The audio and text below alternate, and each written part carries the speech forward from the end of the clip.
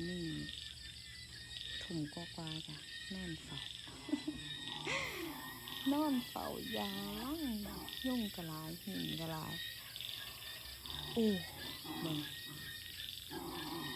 จักไหนคะทำวันประมาณ2 ทุ่มก็สิได้ยอดหลอดไปน้องมันรอดไปน้องอย่างนี้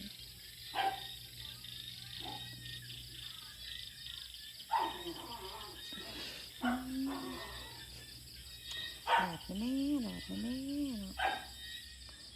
ธรรมชาตินะจ๊ะไม่มีผู้ใดสามารถอันใดกำลังใจนะเสียงปากเนาะ